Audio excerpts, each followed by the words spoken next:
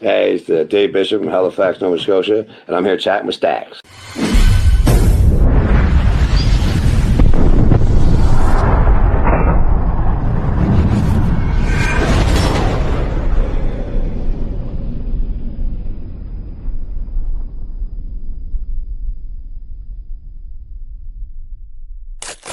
Welcome to this episode of Chatting with Staxx. I'm your host, Bill Staxx, and today I got Bishop. This area, we are Scotians, Newfoundlanders. We are very proud people, and down here, we do not mind getting into a fight, and that's not just bikers. That's anybody, right? We treat everybody good, very well.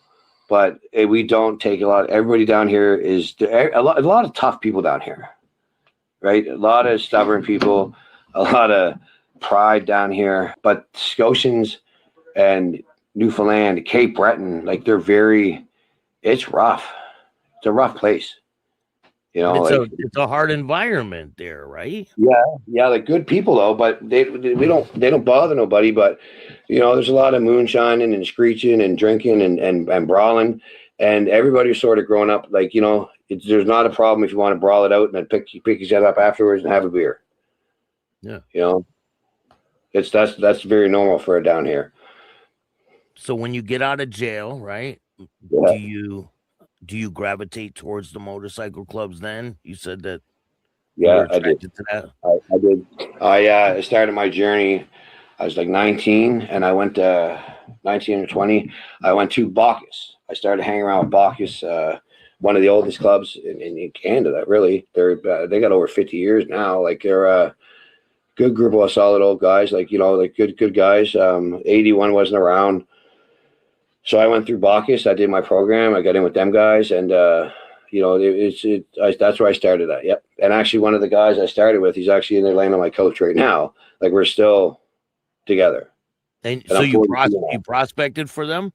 Yeah. They call it striking. They do, but I did striking for them. Yep. And what was that experience like? I should have never got a patch. I didn't listen to anything. I was there. I was an asset, but I was still stuck in street life and still in that, like, nobody coming. I listened to my old man, and very few people I'd listen to. I was not a great striker, man. I challenged everything, and I feel rules are meant to be broken, or you figure out the rules and you learn how to go weave between them. I like pushing the buttons and seeing what I can do, and that's not a good thing, but I have respect, so I'll push things that I think, in my opinion, shouldn't be there or something, like, you know what I mean? Yeah. But I shouldn't say I shouldn't have got it. I should have done a little more time to get it. How long did it take you? 6 months. And what's it like when you finally get your patch? Man, it was when I put that on, it was like, I can't explain it. It's like, you know, when you're a kid and you got that first superhero suit on for going trick or treating, you know what I mean? Like, it was like, man, I love this. I earned this, right? You know, like, I earned this. This is mine. This is the key. Like, it was like my shield, you know, like, it was great. But all the Bacchus guys put in my head, you know, it's not the patch that makes a man. It's a man that makes the patch, and always stay true. And one lesson I was learned, and it really made me a lot better, was you're always a striker or you're always a prospect. You know, it's easy to get it, but it's harder to keep it. You know, so if you keep your mentality as a striker or being prospect, and you remember, you know, and you keep up and keep doing things, that means you're an asset, and you appreciate it. And you have to want to be there. You're not there because you have to be. And once you get that pass, doesn't mean you back off. You have to keep pushing forward, and you have to show people and lead them. And when the next striker comes on, you show him and spend time with him and get him prepared, because that's the future of a club. That's the legacy. The guys, supporters, strikers, prospects, that's what's coming up this year. So you need to put your time with them and teach them everything you know. So one of the best things was, I was told that you never stop being a striker or a prospect. You know, if I go in the bathroom, use the bathroom, I take the brush out and clean the toilet. You know, if I see a dish there, I'll clean it. If I'm sitting around, I'll go behind the bar. Hey, would you like a drink? Would you like that? And I still do that to this day. I help people. I communicate, and it was what that was part was ingrained in me. You know. Did people treat you different once you got a patch around the Yes, town and things? Yeah, they did. They did. Yeah. And I didn't like that. I didn't like that because they didn't treat me like that when I was prospecting or striking. So I took that as fake, and I don't like fake. Yeah. You know, like, oh, he's coming. Like, who am I? I'm a member like you, right? You're the same guy when you had the striker patch on, right? Oh yeah, they wouldn't give you 2 cents, like, and now all of a sudden it's like, oh hey, what's going on? I did not like that. So that's what always made me. If I go somewhere, if I go to a clubhouse anywhere, and there's strikers or prospects, I actually put a lot of time in with them because I want them to know that it's like, they are something. They are important to every club, and they're important for the future of everything. So if you treat them with some respect and dignity, they're going to continue that on, and then they're not going to keep being the prick, as I per se, or the mean guy with the patch on, sitting with his helmet on with the mad face, right? I don't like that. Like, just be real, be you, don't change, right? Did you see? Was there ever people that would come around and try to act like they put this patch on and they're a different person? 1,000 times, man. It's like they put it on, and then all of a sudden they grew 9 feet tall, bulletproof, and all this shit. Like, what's wrong with you, man? You didn't act like that yesterday, and the night you put a patch on. So what? You're tough now? Like that's not a good. So I don't like that. And people who do that to me are weak. And why do you want somebody around if you can't be real and be yourself, or you pretend to be something else? So that means you're going to talk to me and try to build my friendship and brothership with me, but you're being fake. Fuck that. Get going. I don't like that. What about the police?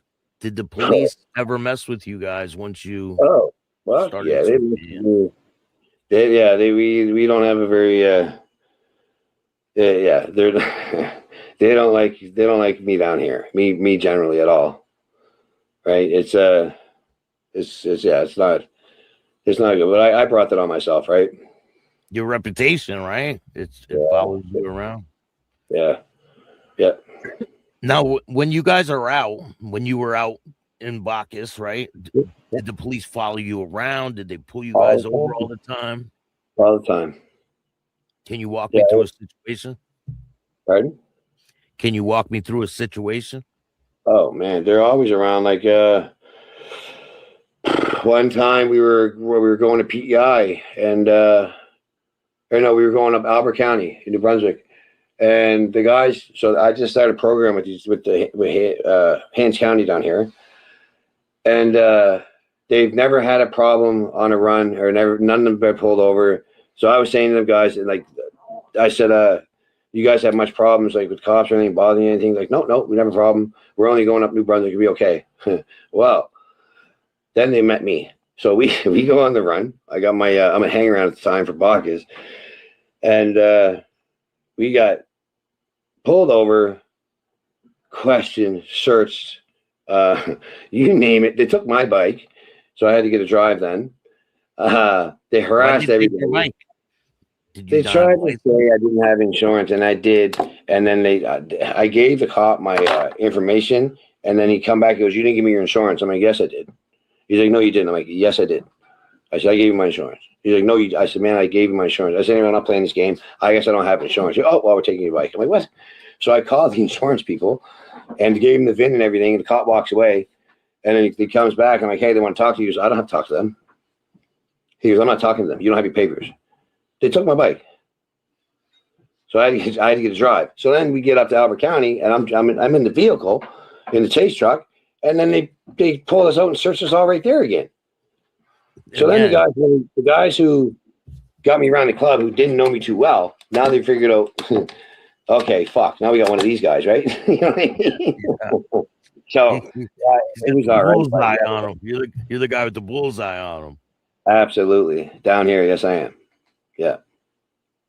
Was there a lot of people in this club at the time? Bacchus, they're a very large club. Yeah, there's a lot of people. Man, they're all through Ontario, they're all through New Brunswick, Nova Scotia, Newfoundland. Like, they're a well-established club, but they're a very good club. Like, they're respectable guys, and my time in that club was great, but and when I was there, I didn't get asked to do anything stupid. Like I didn't get, well, nobody would ask me anything anyway, because I was a hothead. I'm still a hothead, but I'm doing better. I just don't like, I don't like lies. I don't like people disrespecting people, and I don't let anybody get bullied or pushed into something they don't like to do. I will fight to the death for somebody who is being, I don't like that. And I won't lie. I won't lie at all. Guys can say whatever they want. I will not lie or lie to the guys that I'm with. I don't lie, because lies can cause a lot of pain. And people lie more to cover up more lies, and it just snowballs, right?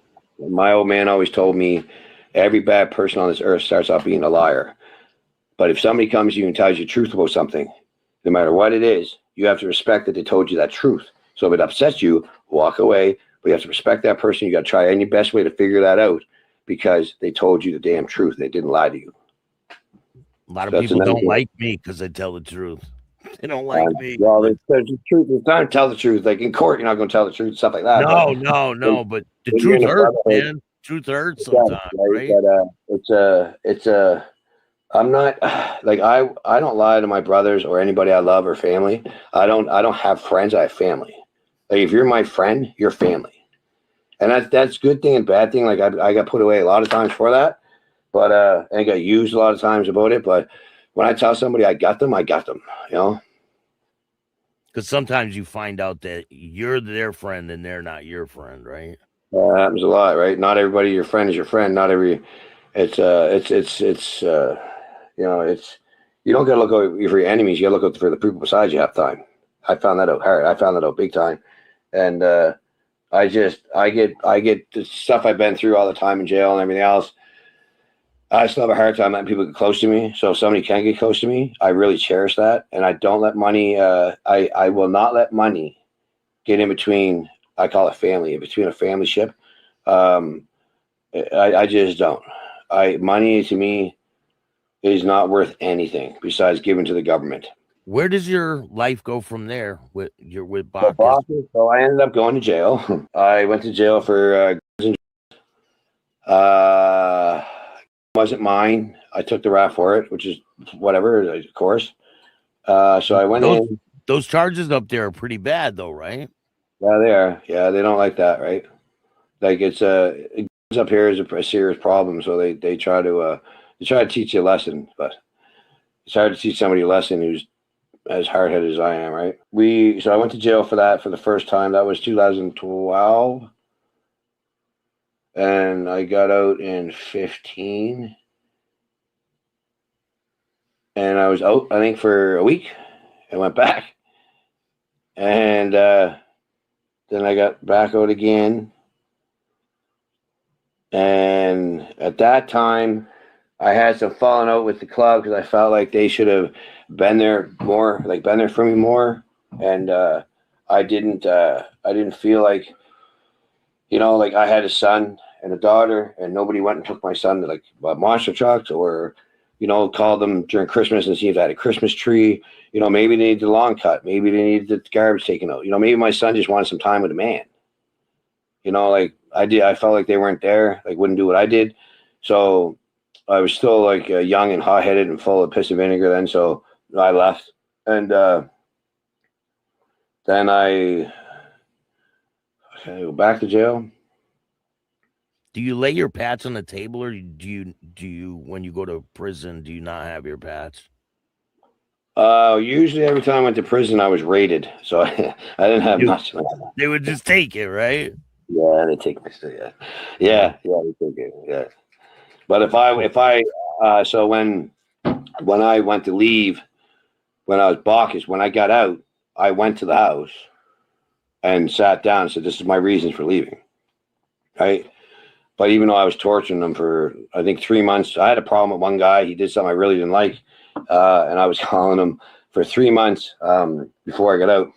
I would call him up on the phone and say, "Hi, I, David James Bishop, July 27, 1982, are going to come there today, get out and punch you the fuck out." Right? Just being right? And after a month or two of that, he's just like, I'm not entertaining your conversation anymore. Like, you know, so yeah, I did that. Is that why you went back? I think so. Yeah. You kept your word though, right? I do my best to keep that, unless something drastically happens.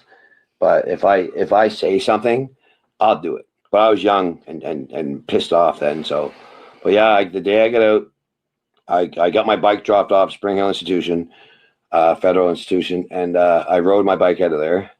I went to the parole office. I left the parole office, and I had 4 buddies meet me there, and I went to the clubhouse, and I cost them. Everything's good now, right? Oh yeah, it was great now. Yeah. But you still want to be involved with motorcycle clubs at the time, right? Oh yeah, I still did. Yeah. So where do you go from there? I went to Gatekeepers. They were a support club for 81. And was that experience different from the Bacchus experience? Oh yeah, it was really experience. Because there was a lot of the guys I grew up with, like younger guys, more guys that are orangutans like me. Just it was rowdy bunch, like a more rowdy bunch. Yeah, it was actually when we were Gatekeepers, man. It was a great time. We were right in Halifax. Like I was always involved with the bar scene and bouncing and doing security and stuff and private security, all that stuff. So we always had the clubhouse was always hopping, man, like always hopping. And that's what caused my first divorce, because I was always at the clubhouse or in jail, and I was club, like club, anything for the club, and I just ended up going to jail all the time. For my faults, though, not forever the club. Like it was my faults going in. Right? Did you ever feel like you had to carry yourself a certain way because you wore a patch?